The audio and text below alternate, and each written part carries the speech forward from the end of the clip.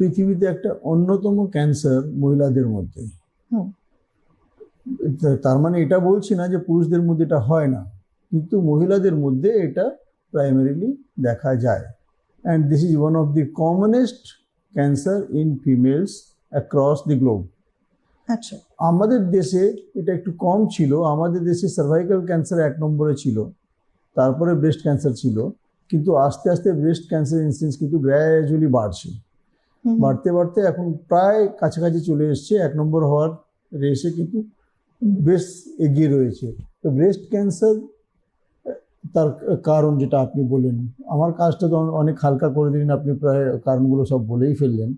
যে breast cancer বাড়ছে কেন, তার কারণ হচ্ছে ব্রেস্ট ক্যান্সারের মূলত যে কারণগুলো আমরা দেখতে পাই সেটা হচ্ছে আর্লি মেনার্কি, মাসিকটা আগে অল্প বয়সে একটু আর্লি শুরু হয়ে যাচ্ছে, বা লেট এজ পর্যন্ত মেনোপজ হচ্ছে না।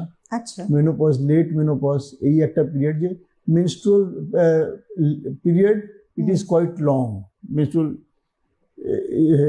মেনস্ট্রুয়াল পিরিয়ডের যে লেন্থটা, যে আর্লি শুরু হয়ে যাওয়া আর লেট পর্যন্ত চলা, দিস ইজ লং, সেটাও একটা কারণ। আর তার থেকে বেশি ইম্পর্টেন্ট হচ্ছে যে late child birth and not doing adequate breast feeding, এটা হচ্ছে মেইন কারণ।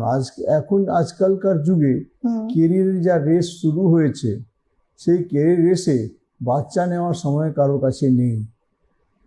Late marriages, late child birth, তারপর যখন বয়সটা বেড়ে যায় তখন বাচ্চা হচ্ছে না, ইনফার্টিলিটির চিকিৎসা করাচ্ছে, এইসবগুলো হচ্ছে, আলটিমেটলি বাচ্চা হচ্ছে। তারপরে যে কেরিয়ারে যা প্রেশার, তাতে কিন্তু বাচ্চাটাকে ব্রেস্ট ফিড করানোর সময় নেই, কারণ ছুটতে হবে অফিসে, বিভিন্ন কাজে ছুটতে হবে। তো সেই জন্যে ব্রেস্ট ফিডিং অ্যাডিকুয়েটলি করাতে পারে না।